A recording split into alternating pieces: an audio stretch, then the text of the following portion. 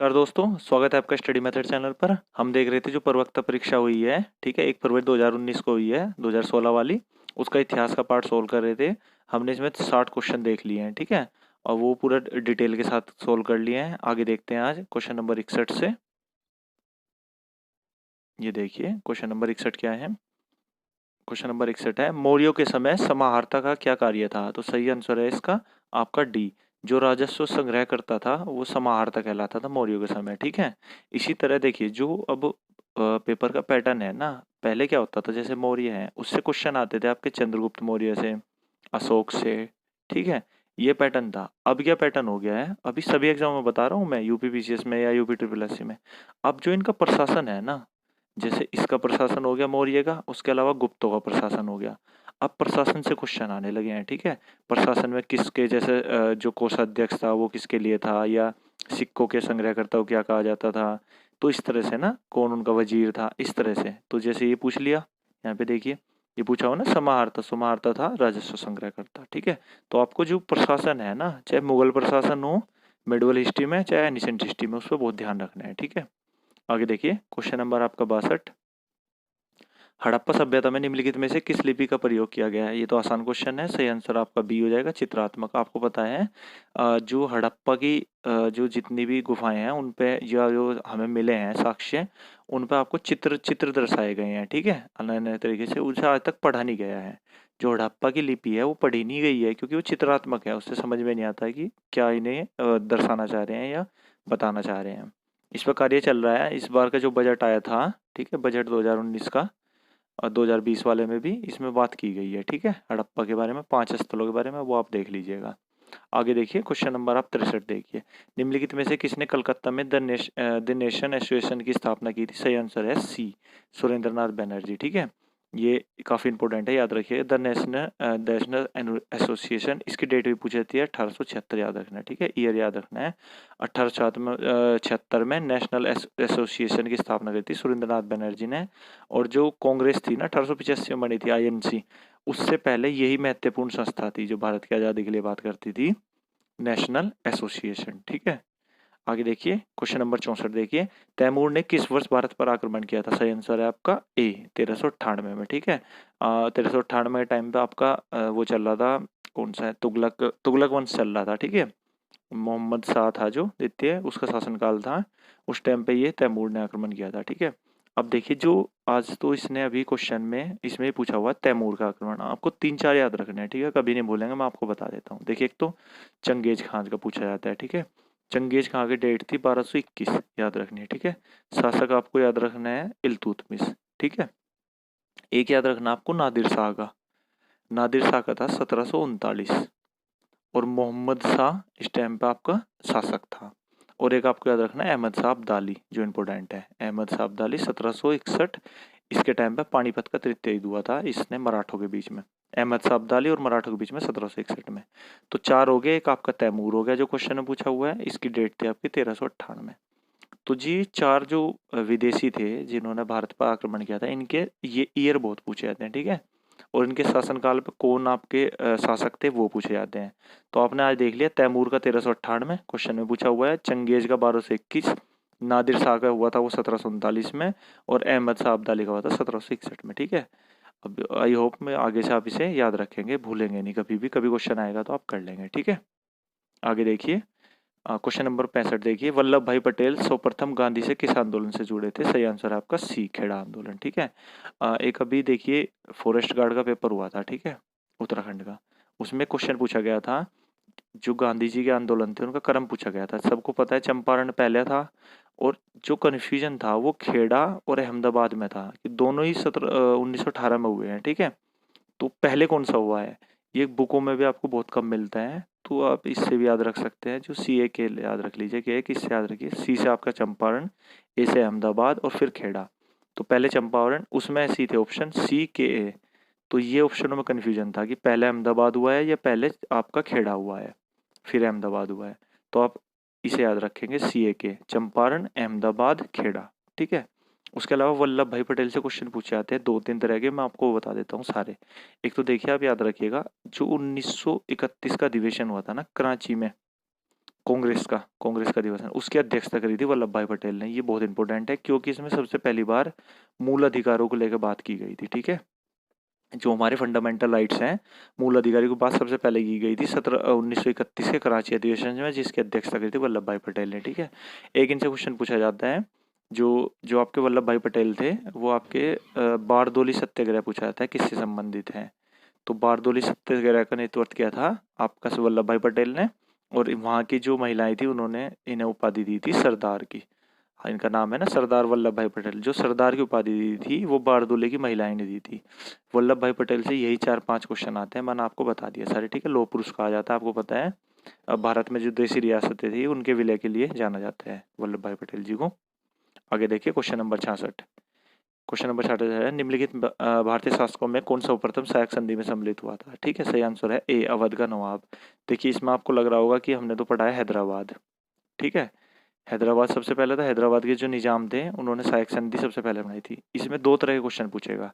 अगर वो पूछे वेलेजली की सहायक संधि में सम्मिलित होने वाला प्रथम कौन सा था, तो था हैदराबाद। ठीक है, अगर पूछे कि सर्वप्रथम किसने की थी सहायक संधि, कि यहाँ पे वेलेजली का नाम तो नहीं है, तो आ जाएगा आपका अवध। अब देखिए एक चीज याद रखिएगा, वेलेजली की जो संधि थी अभी इसमें हैदराबाद मैंने बताया ना, इससे बहुत इंपॉर्टेंट क्वेश्चन है, कई बार पूछा गया है। क्रम भी डेट भी याद रखनी, मैंने आपको आज बता देता हूँ, नोट डाउन कर लेना। देखिए जो 1798 में सहायक संधि चली थी, ठीक है, एक तो आपको सहायक संधि से इन डेटों से याद रहेगा कि वेलेजली का कार्यकाल यही था।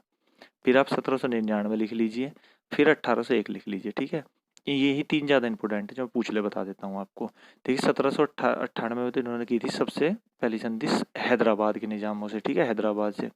1799 में करी थी इन्होंने तंजौर और जो आपके मैसूर थे उन्होंने। ठीक है, और 1801 में की थी पेशवा ने और आपके अवध ने। ठीक है, ये अवध दो बार आ गया, एक पहली बार पहले हुई थी सहायक संधि वेलेजली से भी, पर जो वेलेजली के अवध सम्मिलित हुआ था वो 1801 में सम्मिलित हुआ है। ठीक है, देखिए इनसे कितने क्वेश्चन आते हैं वो बताता हूँ। एक तो क्वेश्चन पूछा जाता है कि किस वर्ष है ना सहायक संधि सबसे पहले अपनाई गई थी, तो 1798 में। ठीक है, एक पूछा जाता है कि सर्वप्रथम सहायक संधि वेलेजली की सहायक संधि अपनाने वाला राज्य है, तो आपका हैदराबाद। ये इंपॉर्टेंट है, ये बहुत बार क्वेश्चन आया हुआ है यूके SSS और SSC में भी। ठीक है, उसके बाद जो यूपीपीसीएस है या यूपीएससी है, आईएएस है, उसमें अगर स्टैंडर्ड पूछेगा ना तो इनका क्रम पूछा जाता है। पहले हैदराबाद, मैसूर, तंजौर, पेशवा, अवध, उसके बाद सिंधिया, ठीक है, भोंसले, ये थे। ये इतने इंपॉर्टेंट नहीं है, यही 4-5 ज़्यादा इंपॉर्टेंट है। ठीक है, तो इनसे आप क्रम हमेशा याद रखिएगा, एक जगह पे मैंने आपको बता दिया, बहुत इंपॉर्टेंट है। ठीक है, आगे देखिए क्वेश्चन नंबर 67। देखिए आप देख रहे होंगे ना, मैंने चलो आगे बताता हूँ। क्वेश्चन नंबर 67 देखिए, स्कंदगुप्त के शासनकाल में सौराष्ट्र का प्रांतपति निम्नलिखित में से कौन सा। सही आंसर है आपका बी, पणधर। ठीक है, देखिए आज तो क्वेश्चन आपका पूछ लिया है जो स्कंदगुप्त से सौराष्ट्र का कौन उसका ये आपका राज्यपाल था, प्रांतपति था। उस टाइम पर राज्यपाल कहा जाता था प्रांतपति को, आज भी कहा जाता है। ठीक है, और तो ये हो गया था पणदत्त। अब मैं इससे आपको सारे क्वेश्चन बताता हूँ जो कम से कम है ना 10-15 पेपरों में पूछे हुए हैं, और कम से कम 20-25 क्वेश्चन आए हुए हैं। ठीक है, अलग अलग तरीके से। आज देख लीजिए, नोट डाउन कर लीजिए, मैं बताता हूँ इसके बारे में पूरा। देखिए जो सौराष्ट्र प्रांत है, ठीक है, एक गुजरात में, उसमें एक सुदर्शन झील है। जो सुदर्शन झील का निर्माण कराया था, ठीक है, यहाँ तक नोट करिए आप, सुदर्शन झील तक। ठीक है, और इसका उल्लेख कहाँ मिलता है, जूनागढ़ अभिलेख में, जो रुद्रदामन का भी है और स्कंदगुप्त का भी है। ठीक है, अब इस सुदर्शन झील से देखिए, जो सौराष्ट्र प्रांत में है सुदर्शन झील, इससे कैसे क्वेश्चन आते हैं। जो आपकी सुदर्शन झील है, मैं इसे शॉर्ट में लिख देता हूँ। एक तो इससे संबंधित पूछे जाते हैं कौन कौन से शासक थे, तो 4 शासक याद रखना है आपको। चंद्रगुप्त मौर्य, ठीक है, उसके बाद आपका अशोक, उसके बाद आपका स्कंदगुप्त, और एक आपका ये हो गया जो जूनागढ़ का था रुद्रदामन। अब एक तो क्वेश्चन ये पूछा जाते हैं सुदर्शन झील के निर्माण में किसने भूमिका निभाई थी या नहीं निभाई थी, ऑप्शन में आ जाएंगे। ये 4 आपको याद रखने हैं, चंद्रगुप्त मौर्य, अशोक, स्कंदगुप्त और रुद्रदामन। कभी इसमें डाल देगा ये समुद्रगुप्त, ठीक है, ये 3 रख लेगा और एक चौथा ऑप्शन समुद्रगुप्त रहेगा। तो सुदर्शन झील का कभी भी नाम आए सौराष्ट्र प्रांत में, इन 4 से संबंधित है। ठीक है, इसमें जैसे चंद्रगुप्त मौर्य ने निर्माण कराया था, अशोक ने नहरें निकलवाई थी, स्कंदगुप्त ने पुनर्निर्माण कराया था, और रुद्रदामन ने भी इसका पुनर्निर्माण कराया था। ठीक है, अब इस ये जैसे डिटेल में पूछा हुआ है ना प्रांतपति, इनके प्रांतपति पूछे जाते हैं कि इनके टाइम पे कौन था। देखिए स्कंदगुप्त का तो हमने इस क्वेश्चन में पढ़ लिया, आपका कौन था, पणदत्त। ठीक है, ये याद रखना है। रुद्रदामन के समय यहाँ का जिनकी सहायता से इन्होंने राज्यपाल ने निर्माण कराया था, पुनर्निर्माण कराया था, वो था सुविशाख। विशाख भी लिखा रहता है, वरना आप याद रखेंगे सुविशाख, ठीक है। और आपका जो अशोक है, कभी अशोक का पूछेगा तो अशोक का भी काफी इंपॉर्टेंट पूछा जाता है, तुषास्प था, ठीक है, तुषास्प, तुषास्प, ठीक है। और आपका चंद्रगुप्त मौर्य बचा, इसका था आपका पुष्यगुप्त, पुष्यगुप्त, ठीक है। तो इन चारों का आपको प्रांतपति भी याद रखना है। आज तो इसने स्कंदगुप्त का पूछा है, ठीक है, इस पेपर में। कभी अशोक का पूछेगा तो आप तुषास्प बता देंगे, चंद्रगुप्त मौर्य का पूछेगा तो आप पुष्यगुप्त बता देंगे, और रुद्रदामन का पूछेगा तो सुविशाख बता देगा, ठीक है। इससे कम से कम 10-15 क्वेश्चन आए हुए हैं अलग अलग तरीके से। देखिए मैं जल्दी जल्दी रिपीट करके बता देता हूँ। देखिए सुदर्शन झील में किसने निर्माण में भूमिका निभाई थी, तो ये 4 याद रखने हैं। सुदर्शन झील कहाँ है, तो सौराष्ट्र प्रांत में है। किसके टाइम पे इसका पुनर्ध्यान हुआ था, आपका रुद्रदामन के समय। कहाँ पे इसका उल्लेख मिलता है, जूनागढ़ अभिलेख में। जूनागढ़ अभिलेख किससे संबंधित है, रुद्रदामन से। स्कंदगुप्त का कौन प्रांतपति था, पर्णदत्त। अशोक का कौन था, तुषार। चंद्रगुप्त मौर्य, इस तरह से, ठीक है। देखिए मैंने यहाँ पे आपको इससे पूरी डिटेल बताई है, इसके अलावा इससे पहले यहाँ पे बताई थी, ये बताया था ना आपको, जो भी सहायक संधि से लेके, ये दोनों बहुत इंपॉर्टेंट टॉपिक थे। ये मेरे वीडियो बनाने का यही पर्पस रहता है, इसमें क्वेश्चन तो मैं कम कवर कराता हूँ, 20 क्वेश्चन करा दिए, ठीक है, एक वीडियो में। पर आपके ये क्वेश्चन ऐसे हो जाएंगे, जैसे आप ये पढ़ेंगे सहायक संधि, ठीक है, आपको ये कहीं भी एक जगह नहीं मिलेंगे। आप क्या करेंगे, इस क्वेश्चन का सहायक संधि का पढ़ लिया, ये राजा एक आंसर हो गया, आगे नहीं पढ़ेंगे। पर मैं यहाँ आपको फुल डिटेल बता देता हूँ, आपको बिल्कुल कहीं जाने की जरूरत नहीं है, इतना पढ़िए बहुत है, ठीक है। आगे देखिए क्वेश्चन नंबर 68, निम्नलिखित में इसको सीमांत गांधी कहा जाता है, तो सीमांत गांधी कहा जाता है आपका डी, खान अब्दुल गफ्फार खान को, ठीक है। अब इन गफ्फार खान से 4-5 चीजें पूछी जाती है अलग अलग पेपरों में, मैं आपको बता दूं। देखिए एक तो क्वेश्चन आ गया, सीमांत गांधी किसे कहा जाता है, अब्दुल गफ्फार खान को। ये किस आंदोलन से सक्रिय थे, जिसके कारण इन्हों पर सविनय अवज्ञा आंदोलन से, ठीक है। इसके बाद इन्होंने एक खुदाई खिदमतकार समूह बनाया था जिसमें कार्य करते थे, ठीक है। तो खुदाई खिदमतकार से पूछा जाता है तो गफ्फार खां। और ये लाल शर्ट के या लाल कलर के कपड़े पहनते, ठीक है, तो लाल कुर्ती पहनते थे। तो ये इस कारण ये सभी जो भी इसके समर्थक थे, जितने भी संगठन में थे, वो सभी लाल कलर के कपड़े थे, इसलिए इसे लाल कुर्ती आंदोलन भी कहा जाता है। तो क्वेश्चन आया हुआ है एसएससी में भी और यूपी ट्रिपल एस में कि लाल कुर्ती आंदोलन संबंधित है तो गफ्फार खान से या सविनय आंदोलन से या खुदाई खुद में खिदमतगार से, ठीक है। इनसे यही 4-5 क्वेश्चन आते हैं जो मैंने आपको बता दिए हैं, लाल कुर्ती, खुदाई खिदमतकार, सविनय आंदोलन और सीमांत गांधी, ठीक है। अब देखिए आगे देखिए क्वेश्चन नंबर 69, निम्नलिखित में से कौन गुप्त शासक ने अश्वमेध यज्ञ संपालित किया था, तो सही आंसर है आपका सी, कुमारगुप्त प्रथम था, इसने, इसके सिक्कों पर अश्वमेध का मिलता है चिन्ह, ठीक है। अश्वमेध का जैसे वीणा का मिलता है ना, वीणा बजाने हुए का, वीणा बजाने का मिलता है समुद्रगुप्त के सिक्कों पे, कि कौन सा शासक, गुप्त शासक वीणा संबंधित है संगीत से, तो आपका समुद्रगुप्त। इसी प्रकार अश्वमेध यज्ञ का मिलता है आपका कुमारगुप्त प्रथम से, ठीक है। अब देखिए क्वेश्चन नंबर आपका 70, कि सुल्तान ने जौनपुर शहर की नींव रखी थी, सही आंसर है बी। देखिए आपको याद रखना है, जो जौनपुर शहर बसाया था ना, वो फिरोज शाह तुगलक ने बसाया था, ठीक है। और किसकी याद में बसाया था, मोहम्मद बिन तुगलक की याद में, जिसे जोना खां भी कहा जाता था, ठीक है। तो इनकी याद में बसाया था फिरोज शाह तुगलक ने, ठीक है। 2 क्वेश्चन थे हो गए। अब जौनपुर से बहुत इंपॉर्टेंट है, कई बार क्वेश्चन हुए हैं, मैं बताता हूँ, देखो आप क्या क्या क्वेश्चन पूछते हैं। एक तो ये जो आपका जौनपुर था, जब ये आज़ाद हुआ था तब मोहम्मद शाह सेकंड था, ठीक है, तुगलक का वंश का शासक। उसके टाइम पे मलिक सरवर, ये याद रखिएगा, मलिक सरवर, ये बहुत इंपॉर्टेंट है, ठीक है, ये क्वेश्चन आता है। इन्होंने जौनपुर को स्वतंत्र करके सरकी साम्राज्य की स्थापना करी थी, ठीक है, जौनपुर में। एक तो क्वेश्चन ये आ गया, मलिक सरवर ने स्वतंत्र, मोहम्मद शाह सेकंड के टाइम पे, ठीक है। उसके बाद पुरू का स्वामी भी कहा जाता है, पुरू का नगर भी कहा जाता है जौनपुर को। इसके अलावा आपका जब ये जौनपुर है आपका चलता रहा बहुत दिनों तक, फिर उसके बाद हुसैन शाह सरकी था जो इसका लास्ट शासक था, ठीक है। और हुसैन शाह सरकी को पराजित किया था बहलोल लोदी ने। तो क्वेश्चन आता है, निम्नलिखित में से किस किस वंश या किस शासक ने है ना जौनपुर को दोबारा दिल्ली सल्तनत में मिला लिया था, तो आपका था बहलोल लोदी, ठीक है। लोधी वंश का पहला शासक था जिसने स्थापना की थी, बहलोल लोदी ने आपको जौनपुर को दोबारा मिला लिया था। अब ये हमने पढ़ लिया ना इतना। देखिए जब ये जौनपुर के बारे में मैंने पूरा पढ़ा हुआ था, पर जब अब यूपी पीसीएस में मेंस का पेपर हुआ था ना 2017 वाला, तो उसके मेंस के में पेपर में ये आया था कि जौनपुर का अंतिम शासक कौन था, ठीक है। तो ये मुझे भी नहीं पता था। अब देखिए ये इंपॉर्टेंट है, अब याद रखिएगा, हुसैन शाह सरकी था, ठीक है। यहाँ पे भी दिया हुआ ये था हुसैन शाह सरकी। उसमें सारे थे, मलिक सरवर, हुसैन शाह सरमी, अहमद शाह सरकी इस तरह, तो हुसैन शाह सरकी था अंतिम शासक। इतना ही आता है क्वेश्चन। एक क्वेश्चन और पूछा गया था, वो बता देता हूँ, जौनपुर से ये पूछा गया था, जो शेरशाह सूरी थे उन्होंने अपनी प्रारंभिक शिक्षा कहाँ से प्राप्त की थी, तो जौनपुर से, ठीक है। आगे देखिए क्वेश्चन नंबर आपका 71, मौर्यों के समय कंटक शोधक न्यायालय का न्यायाधीश किस नाम से जाना जाता था? सही आंसर आपका प्रदेष्टा। ठीक है, अब देखिए जो मैं न्यायालय है मौर्य काल में, मैं आपको इसके बारे में बता देता हूँ। ठीक है, देखिए मौर्य काल में दो न्यायालय थे। ठीक है, एक तो था आपका जिसे कहा जाता था जो दीवानी था। देखिए आजकल भी होते हैं ना, एक दीवानी न्यायालय होता है आजकल, एक फौजदारी होता है।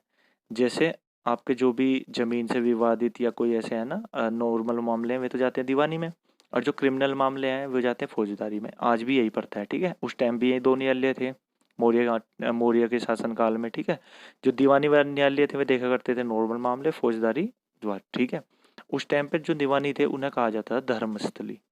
ये क्वेश्चन इंपोर्टेंट है, पहले भी पूछा गया, नेट में भी पूछा गया है। ठीक है, जेआरएफ के पेपर, नेट जेआरएफ के पेपर में भी कई बार आ चुके हैं। और जो फौजदारी का था उसे कहा जाता है आपका कंटक शोधन। ठीक है, तो आज भी कभी भी आए फौजदारी तो आप समझ जाएंगे कंटक शोधन, और जो दीवानी था उसे कहते थे धर्मस्थली। ठीक है, अब जो इनका प्रमुख होता था ना वो भी पूछा जाता है, जो इस क्वेश्चन में पूछा हुआ है। जो धर्मस्थली था दीवानी न्यायालय था उसके प्रमुख को कहा जाता था व्यावहारिक। व्यावहारिक होता है ना, जैसे आजकल होते हैं व्यावहारिक लोग हैं, व्यावहारिक। और जो कंटक शोधक फौजदारी था उसे कहा जाता था प्रदेष्टा, जो इस क्वेश्चन में पूछा हुआ है। ठीक है, अब ये 4-5 चीज याद रखनी है। दीवानी न्यायालय धर्मस्थली कहा जाता था, उसके प्रमुख को व्यावहारिक कहा जाता था। फौजदारी कंटक शोधक कहा जाता था, उसके प्रमुख को प्रदेष्टा कहा जाता था। इस क्वेश्चन में आपका कंटक शोधक फौजदारी का पूछा हुआ है तो प्रदेष्टा, और आपका व्यावहारिक पूछे तो आपका हो जाएगा ये दीवानी न्यायालय का, जिसे कहा जाता था धर्मस्थली। आगे देखिए क्वेश्चन नंबर 72। एक पुनर्विवाहित स्त्री के लिए प्रयुक्त पुनर्भू शब्द किसमें मिलता है? सर्वप्रथम तो सही आंसर है इसका आपका बी, अथर्ववेद में। ठीक है, जो पुनर्भू शब्द है वो अथर्ववेद में मिलता है। अथर्ववेद की दो चीज और पूछी जाती है, एक तो पूछा जाता है प्रजापति की दो पुत्रियों का उल्लेख किसमें है? ठीक है, वो आपका अथर्ववेद में है। अंग और मगध किस शासनकाल के प्रमुख राज्य थे? ये भी अथर्ववेद में आता है क्वेश्चन। और अथर्ववेद के ब्राह्मण को क्या कहा जाता था? गोपत ब्राह्मण। ठीक है, ये हमने पहले भी देख चुके हैं पूर्व वीडियो में। आगे देखिए क्वेश्चन नंबर 53। बाजार नियंत्रण किस दिल्ली के सुल्तान से संबंधित है? बहुत इंपॉर्टेंट है, याद है आपको, दिल्ली अलाउद्दीन खिलजी था जो, उसने बाजार नियंत्रण प्रणाली चलाई थी। ठीक है, देखिए जो ये थे ना ये बहुत इंपॉर्टेंट प्रणाली थी, इसे आप ऐसे भी याद रखिए। आजकल जब लॉकडाउन चल रहा है ना, ठीक है, तो लॉकडाउन में सरकार है ना कुछ कुछ इससे मिलती जुलती ही नीति अपना रही है। ठीक है, आप देखेंगे भी इसमें क्या था, इन्होंने क्या किया था कि देखिए सैनिक सैनिक बहुत अधिक थे अलाउद्दीन खिलजी के टाइम में, तो इसने ज़्यादा वेतन देने के मुकाबले इनने कहा कि जो बाजार है ना उसे नियंत्रण में लिया जा। मतलब कि एक जो रेट है आप कुछ भी लोगे उसका फिक्स प्राइस कर दिया, जैसे 10 रुपये कर दिया किसी चीज़ का, तो पूरे बाजार में आप कहीं भी चले जाइए 10 रुपये से ज़्यादा नहीं मिलेगा। ठीक है, उससे फ़ायदा क्या था कि जो चीज़ है ना एक बाजार में 10 की मिल रही है हमें कहीं 30 की मिलेगी, गाँव में जाएंगे तो और 50 की मिलेगी।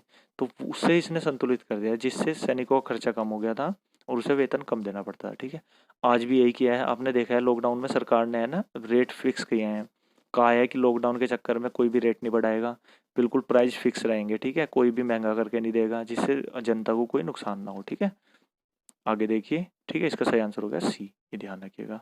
क्वेश्चन नंबर 74 देखिए, मौर्य काल व्यवस्था में रूपदर्शक नामक अधिकारी था। सही आंसर है आपका ए, सिक्कों का प्रत्यक्ष। देखिए मैंने इसका फर्स्ट क्वेश्चन कराया था ना क्वेश्चन नंबर 61, उसमें बताया था कि मौर्य काल के प्रशासन से बहुत क्वेश्चन आते हैं। तो यहाँ रूपदर्शक पूछा हुआ है, वहाँ समाहर्ता पूछा हुआ था। जो समाहर्ता था वो था आपका राजस्व, जो राजस्व इकट्ठा करता था ना, यहाँ पे आपका रूपदर्शक है, ये था सिक्कों का परीक्षक। आगे देखिए क्वेश्चन नंबर आपका 75। जलियांवाला बाग नरसंहार के समय भारत का कौन वायसराय था? सही आंसर है आपका बी, लॉर्ड चैम्सफोर्ड। ठीक है, देखिए ये तो आपको पता है लॉर्ड चैम्सफोर्ड था, इससे संबंधित है, आप जानते भी होंगे मोंटेग्यू चैम्सफोर्ड जो अधिनियम आया था 1919 का, वो इसी से संबंधित था। ठीक है, अब ये जलियांवाला बाग हत्याकांड था, इससे 2-3 चीज याद रखिएगा। एक तो इससे डेट पूछी जाती है, ये दी हुई है ना 13 अप्रैल 1919। ठीक है, और उसके अलावा जब जलियांवाला हत्याकांड हुआ था तो सरकार ने, ब्रिटिश सरकार ने हंटर समिति बनाई थी। ठीक है, इसकी जांच करने के लिए कि जो वो था आपका गवर्नर जनरल, उसका नाम क्या, जनरल डायर, उसने गलत किया है सही किया है। ठीक है, गोलियां चला के, और हंटर समिति गठित की थी। एक तो ये याद रखना आपको। ठीक है, ये हंटर आ गया, इससे मुझे एक चीज़ और याद है कि आपको 3 हंटर याद रखने हैं। ठीक है, अब आज के बाद इससे कभी क्वेश्चन नहीं भूलेंगे। देखिए एक तो आप जलियांवाला बाग हत्याकांड के बाद समिति बनी थी हंटर समिति। ठीक है, उसके बाद एक हंटर आयोग बना था। हंटर आयोग का मतलब था जो 1882 इसकी डेट भी पूछा थी, ये था शिक्षा से संबंधित। ठीक है, और शिक्षा से संबंधित था जो प्राथमिक शिक्षा होती है ना, तो हंटर आयोग, हंटर समिति हो गया आपका 1882 शिक्षा से संबंधित प्राथमिक शिक्षा से। ठीक है, हंटर समिति हो गया आपकी जलियांवाला बाग नरसंहार से। और एक व्यक्ति थे W हंटर। ठीक है, इन्होंने एक पुस्तक लिखी है जिसका नाम है भारतीय मुसलमान। बहुत प्रसिद्ध बुक है इनकी, भारतीय मुसलमान। ठीक है, ये डब्ल्यू हंटर ने बुक लिखी है। तो 3 हंटर हैं हिस्ट्री में, अब तीनों से मैंने क्वेश्चन बता दिया, जब भी आएगा आप गलत नहीं करेंगे। ये जो डब्ल्यू हंटर है ना, भारतीय मुसलमान, ये मैचिंग के लिए बहुत बार पूछे जाते हैं पुस्तक। ठीक है, आगे देखिए क्वेश्चन नंबर 76, दीवान अर्ज किस विभाग के इसके निर्माण किसने कराया? तो सही आंसर है सी, गयासुद्दीन बलबन था। ठीक है, ये दीवान अर्ज बनाया था, सैनिक विभाग था, जो सैन्य से संबंधित काम देखता था, बहुत इंपॉर्टेंट विभाग है। ठीक है, बलबन ने बनाया था। आगे देखिए क्वेश्चन नंबर 77, किसके शासनकाल के अंतर्गत शेख अब्दुल हल मुहिद्दीन दहलवी एक प्रसिद्ध धार्मिक विद्वान था? तो सही आंसर है आपका सी, जहांगीर। दहलवी जो थे वो जहांगीर से संबंधित। इसके बाद जो शाहजहां का शासनकाल आया था उसके टाइम पे भी ये रहे थे। ठीक है, ऑप्शन में जो भी आए पहले वैसे ये जो प्रायोरिटी दी गई वो आप जहांगीर को देंगे। आगे देखिए क्वेश्चन नंबर आपका 78, अकबर के समय मालवा विजय के लिए कौन उत्तरदायी था? सही आंसर है आपका बी, अब्दुल्ला खान उज्बेक। ठीक है, सही आंसर हो जाएगा बी। आगे देखिए क्वेश्चन नंबर 79, इसमें आपका निम्नलिखित में से कौन एक आत्मीय सभ्य से नहीं जुड़ा था? तो देखिए ये क्वेश्चन थोड़ा टफ था। इसमें जो ऑप्शन थे, वो जो हिस्ट्री के भी जो आप पेपर दे रहे थे उनसे भी नहीं हो पाएगा, क्योंकि ये पढ़े हुए नहीं थे। ठीक है, तीर्थ स्वामी नंदकिशोर बोस, पर आप टेक ट्रिक से कर सकते थे इसे। जैसे आत्मीय सभा है ना, आपको पता है जब आत्मीय सभा की स्थापना हमें पता है राजा राम मोहन ने की थी। ठीक है, उसकी मृत्यु के बाद जो केशव चंद्र सेन थे वो काफ़ी बाद में जुड़े थे। ठीक है, इससे ब्रह्म समाज से। तो जब आत्मीय सभा राजा राम मोहन राय ने सबसे पहली संस्था थी 1815 में स्थापना की थी, तो उस टाइम पे केशव चंद्र सेन तो होंगे नहीं। ठीक है, तो इस वजह से आप इसका आंसर डी लगा सकते थे। अब इससे जो क्वेश्चन आते हैं आत्मीय सभा से, वो याद रखिएगा, राजा राम मोहन से संबंधित थी, पहली संस्था था इनकी। ठीक है, ये क्वेश्चन पूछा जाता है पहली संस्था, और इसका ये ईयर था आपका 1815। ठीक है, आगे देखिए क्वेश्चन नंबर 80, निम्नलिखित किसने अपने ग्रंथ में मुद्रा जाल शब्द को संदर्भ किया है? सही आंसर आपका ये कौटिल्य ने बताया। ठीक है, एक चीज याद रखिए, जो कौटिल्य था ना, उन्होंने जो अर्थशास्त्र लिखा है वो प्रशासन से संबंधित है, राजनीति से संबंधित है, आपको पता है। उसने वर्तमान में जैसे विभागीय प्रणाली है ना, उसी तरह विभाग बांटे हुए बताए हैं उसमें। ठीक है, और उस टाइम पे कितने विभाग थे? 18 विभाग थे, ये दिए हुए हैं ना, देखिए। और विभागों को क्या कहा जाता था, ये क्वेश्चन पूछा हुआ है। इतना मैंने इसलिए बताया है कि विभागों को क्या कहा जाता था। विभागों को कहा जाता था तीर्थ। ठीक है, और 18 तीर्थों का इसमें उल्लेख है। ठीक है, तो अब देख लीजिए, आगे देखेंगे तो बहुत लंबी हो गया वीडियो। ठीक है, थैंक यू दोस्तों, अच्छा लगा हो तो लाइक कर सकते हैं, सब्सक्राइब कर सकते हैं एंड शेयर। Thank you.